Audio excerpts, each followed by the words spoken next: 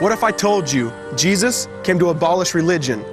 What if I told you voting Republican really wasn't his mission? What if I told you Republican doesn't automatically mean Christian, and just because you call some people blind doesn't automatically give you vision? I mean, if religion is so great, why has it started so many wars? Why does it build huge churches but fails to feed the poor? Tell single moms God doesn't love them if they've ever had a divorce, but in the Old Testament, God actually calls religious people whores.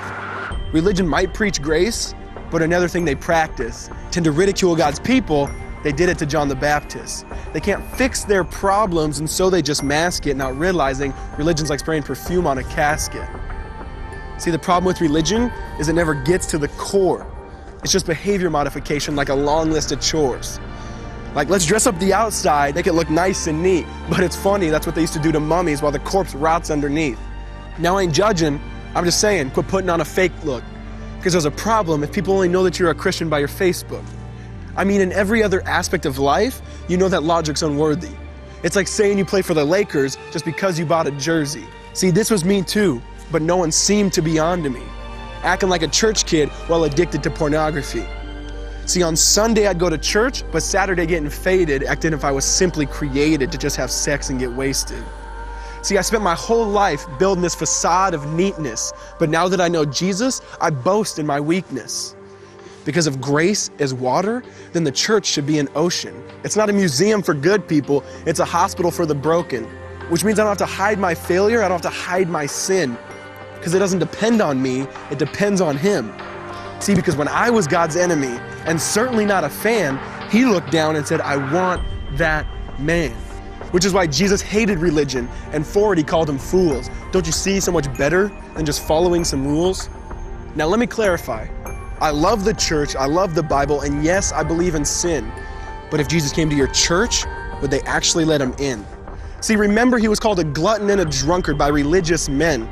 But the Son of God never supports self-righteousness, not now, not then. Now back to the point, one thing is vital to mention.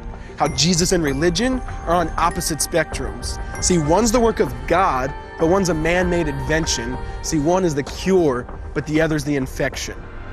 See, because religion says do, Jesus says done. Religion says slave, Jesus says son. Religion puts you in bondage, while Jesus sets you free. Religion makes you blind, but Jesus makes you see. And that's why religion and Jesus are two different clans. Religion is man searching for God. Christianity is God searching for man. Which is why salvation is freely mine, and forgiveness is my own. Not based on my merits, but Jesus' obedience alone. Because He took the crown of thorns and the blood dripped down His face. He took what we all deserved. I guess that's why you call it grace. And while being murdered, He yelled, Father, forgive them. They know not what they do. Because when He was dangling on that cross, He was thinking of you. And He absorbed all your sin and He buried it in the tomb, which is why I'm kneeling at the cross saying, come on, there's room. So for religion, no, I hate it. In fact, I literally resent it. Because when Jesus said, it is finished, I believe He meant it.